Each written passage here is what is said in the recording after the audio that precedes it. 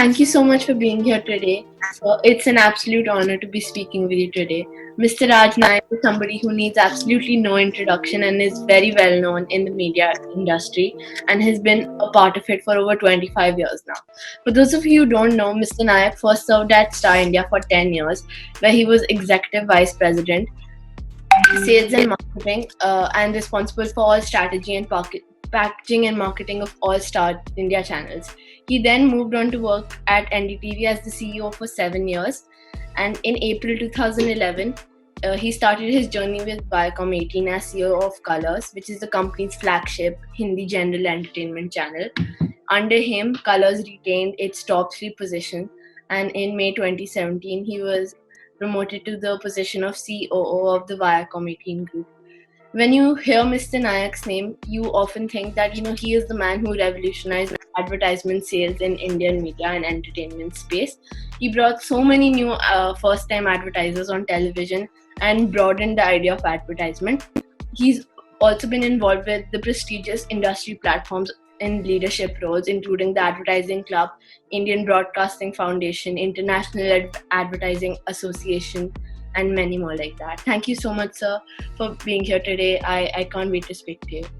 Ratna, you don't know how excited I am to speak to you, and to be doing this interview with you is a privilege, and I'm extremely happy and I'm proud of you. Thank you so much. So my first question to you is that, according to you, what do you think it takes for a person to become successful? Would you ask this question to a person who is not successful? Okay, most people don't ask this question to people who are not successful.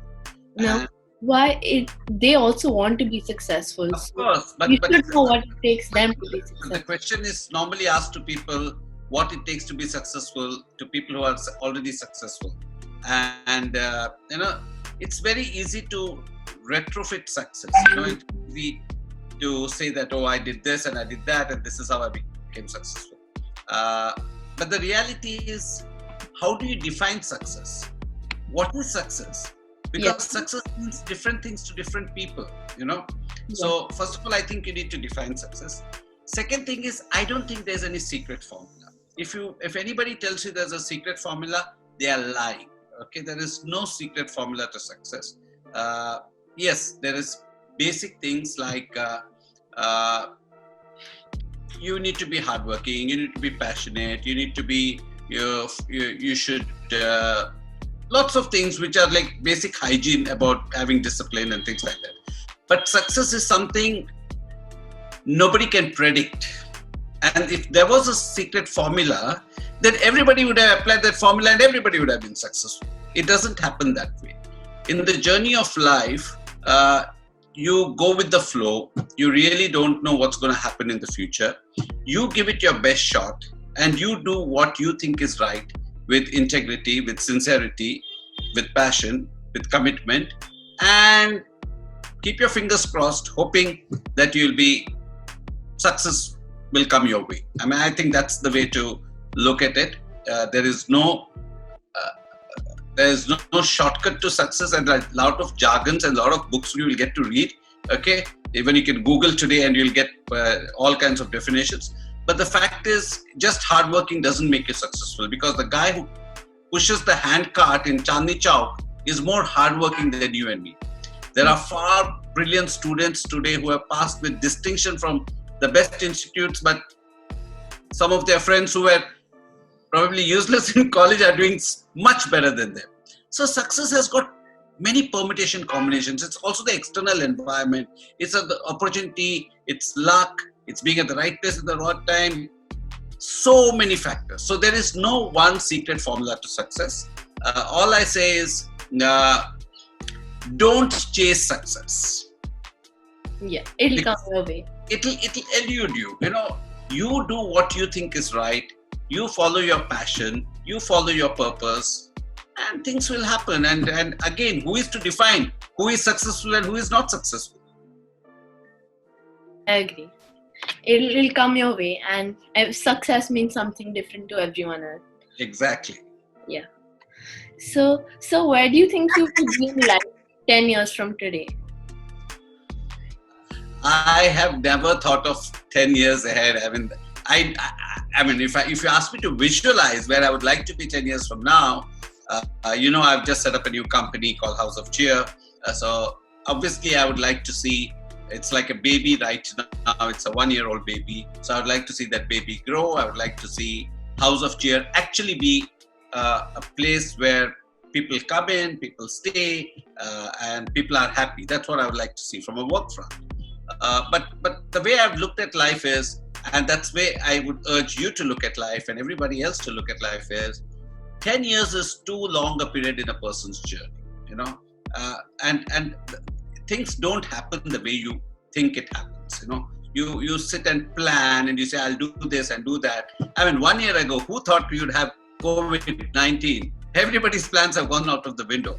So I would urge that, if you really want to enjoy life's journey, just go with the flow, do things as it comes every day, live the moment. And that's what makes it special. 10 years from now, I really don't know. Yes, if you ask me what would I like to do 10 years from now, I would be much older probably. Maybe my daughters will have I'll have grandchildren, So I mean, those are things. But who knows? 10 years is too long a time, and so many can happen in 10 years. So many things. Very unpredictable. It's very unpredictable. So the best thing is, everybody tells you live in the moment. I think you should actually live in the moment, go with the flow, and enjoy life's journey. And that's the best thing, because when you're not putting yourself under pressure. When you plan something and say 10 years from now I want to be this, then you're putting pressure. Then you want to enjoy the journey. Just enjoy the journey, and if you have to reach the peak of Mount Everest, you'll end up there. Don't worry. It's very unpredictable. You can't decide. But for example, I know in 10 years probably I'm going to be done with college. I'll be working somewhere.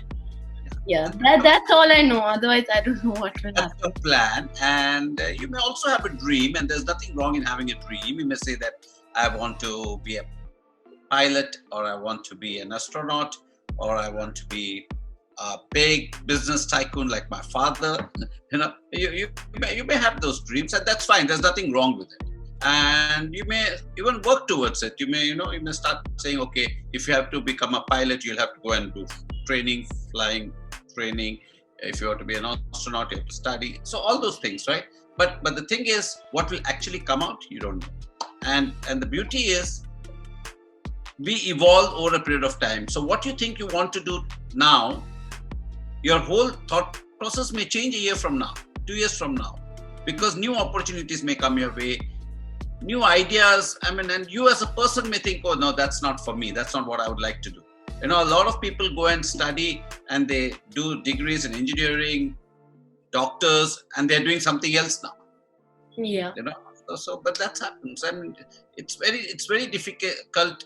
Sometimes you may have an idea what you want to do, but sometimes your calling comes and you suddenly realize that this is what I want to do. This is what gives me joy. This is what gives me happiness. And end of the day, I think that's what you should pursue, is something that gives you happiness, that something that gives you joy, something where you wake up in the morning and have that adrenaline rush to go to work. Yeah, it does not feel like work. Yeah. So obviously the ongoing pandemic has completely changed our lives. So how has COVID-19 changed your day-to-day routine? How has it impacted your life? Oh, it's impacted my life big time. I like anybody else. I think first of all, there is no differentiation between the lines have got blurred. Earlier, you had a routine, right? You left home at a particular time and you came at a particular time. And then after that, it was assumed that you left work at office and then you unwinded and things like that. I think that those lines have blurred because you're also resting in the daytime. You're also working in the daytime. So it's all, there's no routine as such. Yeah, completely changed. And you also lost track of time. I can't imagine that I haven't stepped out of my house, and this is the truth, for 8 months. Haven't stepped out of my house. The only time I've stepped out is 3-4 times is to take my dog Meredith to the vet. Okay, because the vet doesn't come home, and so we don't have a choice, except for Meredith, and that's with all precautions. But But otherwise, I haven't stepped out. And one of the reasons is also my father-in-law lives with me. He's 84, so we have to be extra careful. But who would have thought? And 8 months have just passed by. I don't feel. I mean, I can't imagine having spent 8 months at home and not felt it. Time has just flown by. Time has just flown by, and again, lost track of time in terms of weekdays and weekends. There isn't that special feeling that today is a Sunday. Yeah. So yeah, it has changed my routine, but in another way, it has brought in certain amount of good things along with it. I've made it a point now to wake up at 6:30 every morning, at the sharp with an alarm, take my dog for a walk, which I wouldn't do it. I would let the house help do it in the past, but now I do it myself. And there's a better bonding. There's a whole lot of new things. I've learned new things. I've spent more time reading, so it's good. I mean, it has its plus and minuses, but the way to look at it is, it's easy for us to speak because we are privileged. Okay, so we have a certain basics are taken care of, and that's why we probably can say this. But when I look outside and I look at all those people who they don't have a choice. They have to step out because that's their livelihood, and that's when you feel really bad that We're lucky to be sitting at home. Yeah, we are lucky, but how can you, in some way or the other, impact what's happening outside? Yeah. I'm an eternal optimist. So even if there are dark clouds, I will start looking for the silver lining. So I come from that school of thought. But it's okay. I mean, sometimes even you feel it. Sometimes this bothers you, this worries you. Where is it going? What's going to happen? Because it has impacted your daily life. It has impacted your work. You don't know where it's headed towards. But it's okay. I mean, that's life. That's what I keep saying. You just take each day as it comes. Yeah. The moment you accept it, that this is what it is, then you live with it. Yes. So what would you say has been the best part of your quarantine? Your highlight of this? Like, what would you remember? Of quarantine? Yeah. I think the best part of my quarantine is that I bonded much more with my family, because by default or design, we are having 3 meals together every day. Okay. And we've discovered some new cuisines, and it's also taught me that how little we need to live, and I think, and I hope this will make the world a better place. I hope people will reprioritize their needs in future. Needs, though they can't, probably wants, they will reprioritize. And I'll give you my own example. I know I have a fetish for shoes, work shoes, office shoes, and not fancy shoes. Just if I see a particular pair of shoes and I like it, I'll go and buy 5 pairs, 6 pairs, So it's like that. And now I haven't worn a pair of shoes for 8 months.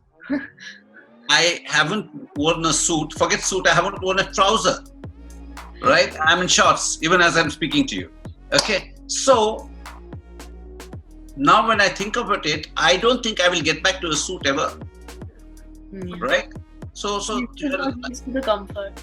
Yeah, your life is going to change in many which ways, and also your needs are going to change, and you realize that, hey, I can do without socializing. I don't need to attend parties. I don't need to do this and do that. I think a whole lot of things, even travel, you'll say, okay, I don't have to do it. If I want to do it, I may do it. But otherwise, I'm still alive. Yeah. So I think your quality of life in a certain ways, I hope, will become better as we progress. Yeah, I agree.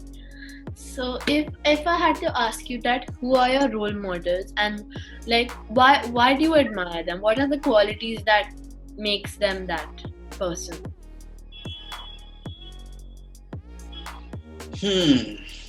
Tough question. I mean, role models. Martin Luther King. Okay. Mahatma Gandhi. Maybe Nelson Mandela. Because they sacrificed so much. They sacrificed their own needs and wants and everything for betterment of society, for uplifting people, their own people in many which ways. And they are shining examples of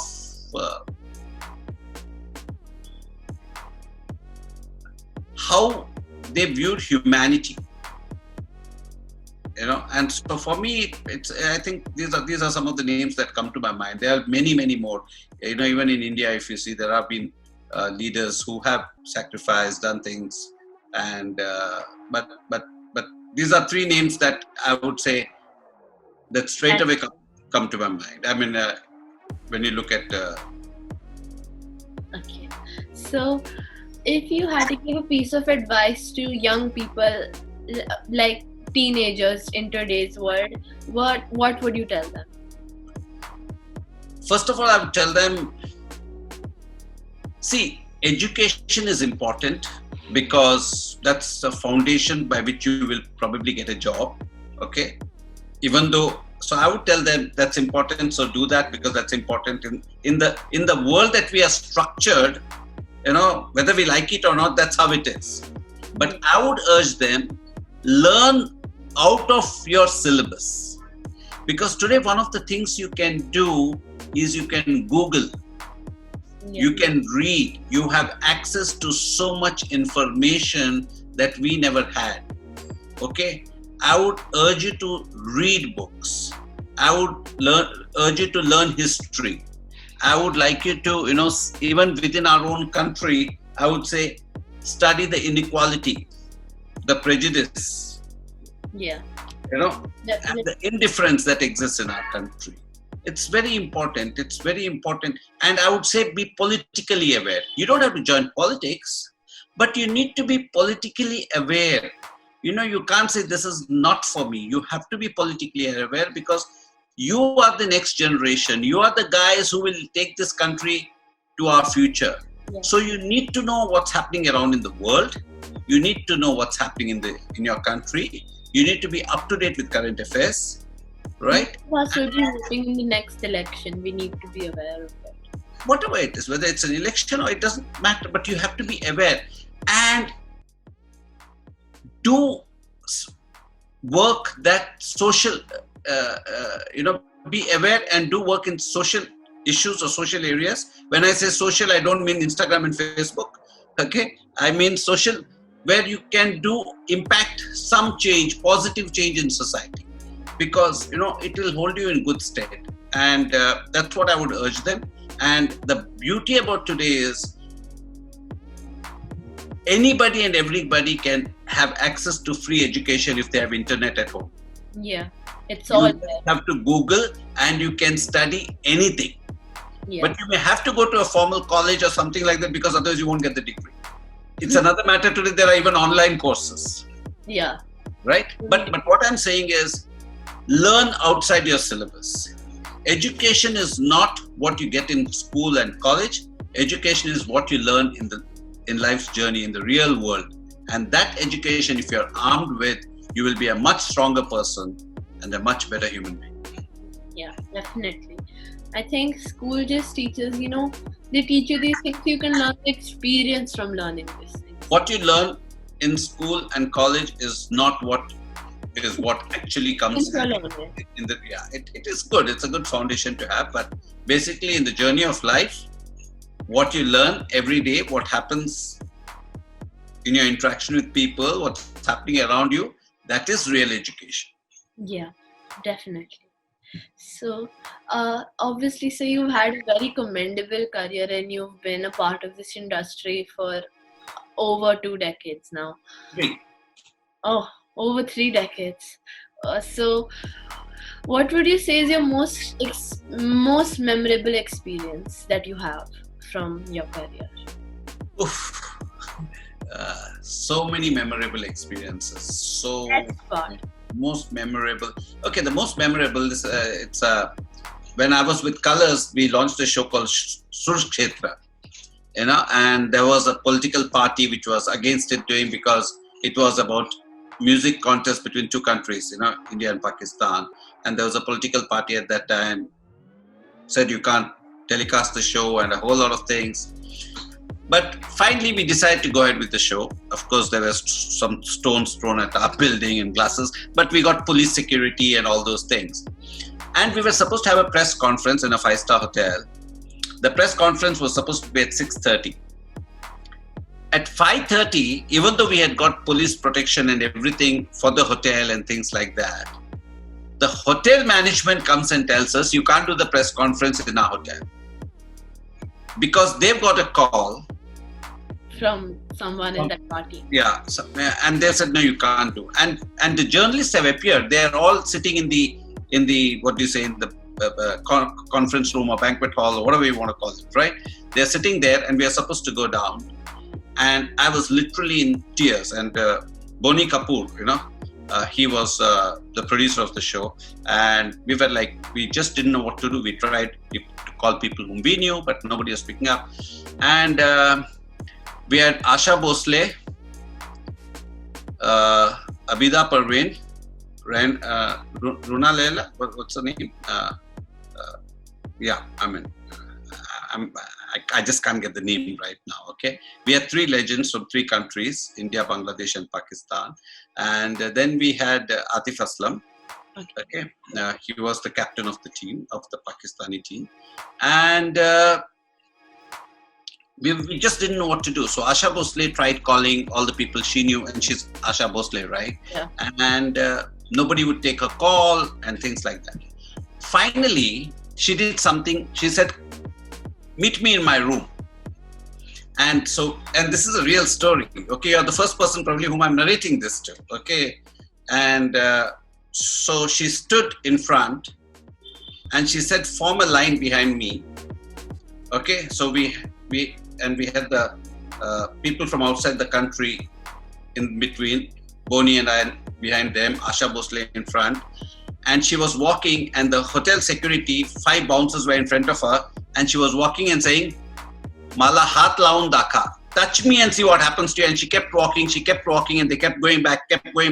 We reached the conference room, we did the press conference. That, the guts of that lady, the way she took it upon herself, she said, so many people have worked for this thing, they have invested money on this thing, and we talk about Atiti Devo Bhava in our country, how can we not do this? And she made it happen. And that night, after the press conference, we came back.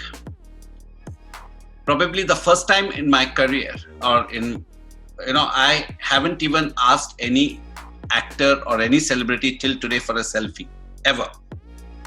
Never. But you asked her. I did not ask her only for a picture. I touched her feet that night.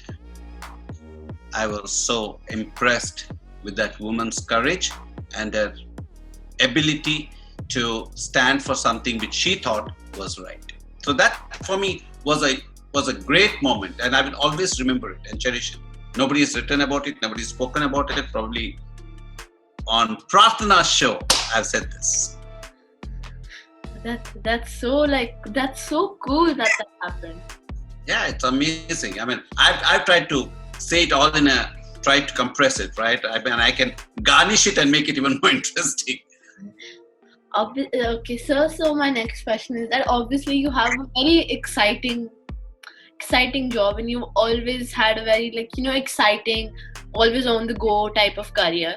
So what would you say? Obviously, with all good things, there is some negative part of it. What would you say is some of the troubles that you face doing the work that you do? Not now, earlier. Now I'm sure. Okay, in my earlier job. See, every job or everything in life comes with hurdles. Okay. Yeah. If you're lucky, sometimes you get a clean passage, and sometimes there will be hurdles. And that hurdles could be in many forms. It could be, of course, in my previous job, and that's the closest because that I spent last 8 years, right? For me to go back beyond that is difficult. Yeah. But we had incidents, and many times we had FIRs filed against you. We were doing a show called Gurbani, and we had huge lot of trouble. We had the Minister of Information Broadcasting calling us and telling us take off the show, and we couldn't take off the show because the show was supposed to go on air that night. But so so we had to make a decision, and finally we arrived at some kind of a compromise, and in 2 hours time we changed the promo and we called it Bani. Okay, we removed. So these are decisions that you need to take at times, and there are so many complications that come your way because content is extremely sensitive. Anybody can raise an. It's a lot of people. Yeah. So you have to be mindful, but you should also have the courage and conviction to stand for what you believe in. Yeah. Okay. And when you're willing to do that, you will come across a lot of headwinds, and you need to have again the moral. If you're convinced and if you have the conviction that it's the right thing, then you should be able to take it head on. I mean, so there and so many small things. I can't remember now, but plenty of hurdles come along your way. Dealing with talent can be a challenge. Talent can be a challenge. They have their own idiosyncrasies. Everybody has their own things, but that's is par for course, right? Because and that's not true for our job. It's for any job in any industry. Everybody there will be hurdles and there will be clean passage. Yeah, definitely. So, what is your most favorite project that you have worked on, and why? Like, what makes it so special? So many favorite projects. Unfair to name one. Again, let me just give you from recent history because going back doesn't make so much sense. But two recent projects in the last few years that I really worked on, which were very exciting for me personally, one was 24 with Anil Kapoor, because we did that show. It's about 6 years now. 6 years back, we did that show when there was no Netflix, no Amazon, and I don't know whether you watched it. If you haven't, you should get a copy. I can send you a DVD. Okay, you must watch it. What we did then is what Netflix, Amazon are doing today, the kind of shows. Oh, wow. We spent a whole shit of load of money at that time and people thought we were crazy. We spent 10 times more than what we would spend on a normal show. And the production values, the whole thing was amazing. So making that decision at that time and being able to sell it to my board, because end of the day you have to sell it internally to your board, and to make it a huge success and a profitable venture, I think was very exciting. The whole journey was very exciting, and Anil was a great partner to work with. I mean, it was Anil Kapoor Productions, and it was fabulous. That journey was good. And another one which I remember, which was very exciting for me particularly, was deciding to launch a live show. When I say live, not even 1 second delayed. We launched a show called Rising Star, which was probably India's first interactive show where you could also vote, get your picture up. And that whole show, putting it together and making it happen, and making sure that it was live every week after week, and taking that decision to go live was another big exciting moment, because every time, even internet, and it's got its own challenges, right? But in spite of that, and getting that whole wall going up and coming down, we imported that whole thing from Germany. So that whole experience of putting the project together was another thing. These are the two things that I'll remember which were very exciting. But there have been other exciting moments during my tenure with NDTV, elections and things like that. I'm sure it's very exciting work that you did. So there is bound to be a lot of exciting things. Yeah, I mean, I think, all jobs, if you enjoy what you do, you'll find it exciting. Yeah. And if you find it exciting, you'll automatically it'll create that passion, it'll give you that energy, and it'll propel you further, and so that's why they always say, do the job that you love, then it's no longer a job. Yeah.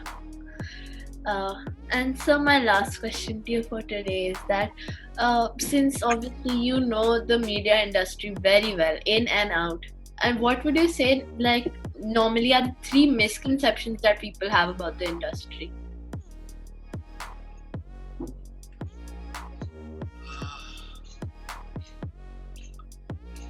See, media again is a very large portfolio. Yeah. Entertainment is different, news is different. But you've been part of the news world, the entertainment world. Yeah. So what would you say are the like overall three misconceptions?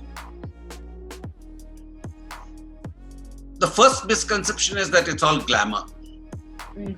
Okay, whether it's in news or thing, it's too much of, people only see what comes and people see celebrity status and things like that. But it's not that. It's both news and there's a lot of, the higher you go in life, and that's true in the media business as well, you have that much more insecurities, right? And it is a very competitive world. It's not easy. It's a very competitive world.